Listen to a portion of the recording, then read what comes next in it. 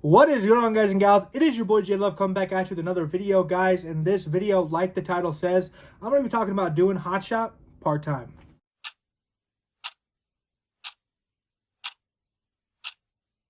Guys and gals, thank you so much for being a part of this video. Thank you for being part of this channel. My name is Jason Love, co-owner of Flash Love Logistics LLC. We are a hotshot and semi-trucking company. We started back in October 2020 with one non-CDL hotshot setup. Currently today we have 2 semis that the company owns, and we have 4 CDL hotshots leased onto the company. Now there was a comment left on my last video by Luke. Luke, thank you for the comment. Thank you for being a viewer, brother. Much appreciated. He said, I already make over 100K a year and work 4 on, 4 off. Is it worth trading in for a dually and doing hotshot car hauling my 4 days off? Very good question, Luke, and I do get this question quite a bit. You know, I know there's a lot of people that work, split shifts, for example. They might have 3 days off. I know there's guys on the oil fields that work 4 weeks on, 1 week off, or 2 weeks off, or 6 weeks on, 2 weeks off, however the case may be. And I do get the comment, could I be able to do hotshot or do hotshot during my time? And the quick answer that I would like to say is I do not advise it. Okay, I don't advise it because there is a lot that goes into it. There's a ton that goes into it, and it's pretty expensive when it comes to fixed monthly cost, right? You're talking about trading in, a car or another truck for a dually. You're probably going to owe money on it monthly, and you're going to have that payment there. You're going to have to keep full coverage insurance, physical damage, as well as having your commercial policy. And so it's not going to be cheap, right? It's not going to be cheap. I don't know if you already have a car hauler. But obviously that's not going to be cheap as well. You usually get one of those for about, $8,000. You get a nice one, $9,000, $10,000, to put on a dually, a 3-car hauler. Hopefully, at least get a 3-car hauler, right? So your fixed monthly cost is going to be pretty high. And so I wouldn't advise somebody who already has a full-time job where they're making good money to then, put a lot of money into this venture that they're only going to be able to do part-time.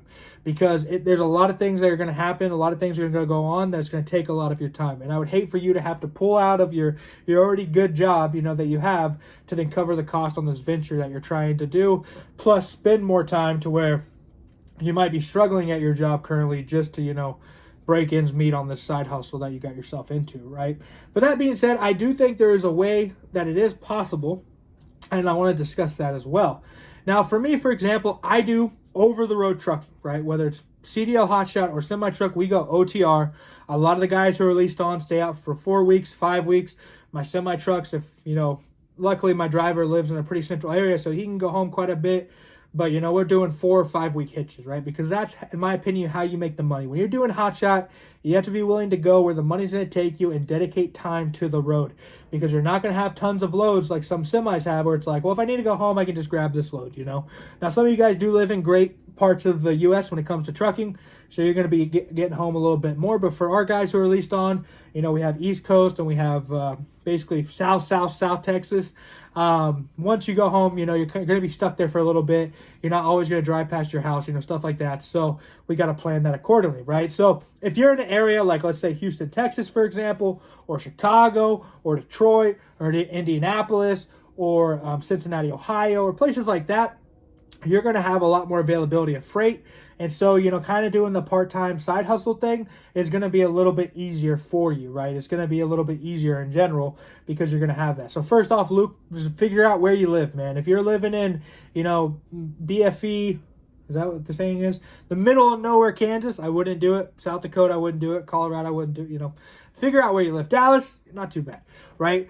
But the one thing is car hauling, for example. So with what I've seen with car hauling is you're going to be using central dispatch a lot. And car hauling is good because it would be better to do car hauling part-time than I think freight part-time, because you can add multiple cars to one load. You could just do one car real quick. There's going to be more kind of probably local pickup and drop-off type of stuff. And you can make that happen, right? So that's kind of a little bit better, but I still wouldn't advise it, right? Because there's a lot that's going to go into, and if you can only dedicate the 4 days and you also have your job going on, I just don't think it's the smartest idea to do. I don't think you should really invest your time in it until you can really give your time to it. That being said, I don't think it's a bad venture for you to take on, but if you're already making over 100K a year, I'd probably just stick to it right now. Let's get through the election. and see how 2024 is. And I think 2025 will probably be a better financial year for everyone who's involved. Like I've said in many videos, Hotshot trucking in general is very dependent on the market. It's very dependent on the economy. We haul a ton of construction equipment, right? And you're hauling cars, for example. So you got to kind of think, well, if more cars are being sold, then there's more cars to be hauled, right? But right now we have extremely high car prices and we have extremely high interest. You know what I'm saying? So if there's less cars being sold, less people buying cars, generally there's going to be less work for people that are hauling cars. Just like if less people are building houses because housing prices are high and interest is super high and they can't get loans, there's less houses to be built. There's less construction equipment that needs to be hauled, right? So you kind of got to run that through your mind, and that kind of gives you a general outlook of, is this the time to do it or is this not the time to do it? But that being said, anybody who's wanting to do, maybe, let's say you work on the you work on the railroad, or you work on the oil fields, what I was trying to get at. And let's say you have a 2-week period off, you're 4 weeks on, 2 weeks off, or some of the sorts, 4 weeks on, 1 week off. I don't really know the splits. What I would do, and you're like, I already have a diesel dually, I already have a trailer, I want to kind of start getting into this. I would start building local contacts, getting to know local people, and I would see what their needs are, right? I would go to kind of the construction companies and say, like, are you guys having trouble moving, the equipment that you're renting? Are you having trouble moving the shingles that you need? Are you having trouble moving these things? I would go and figure out what you have around you. For example, here where I live, there's a lot of people that make railroad ties, so they're always selling railroad ties, they're always moving railroad ties. There's a sawmill right across the street from my house, and he always has short distance 30 or 40 mile loads, pays like $300 on them. I mean, that's something that would be like, okay, maybe I could on my days off go move these loads. But we're an OTR company. We have OTR insurance. We have OTR fixed monthly cost. And so making $300 or $400 a day isn't going to cut it for us currently.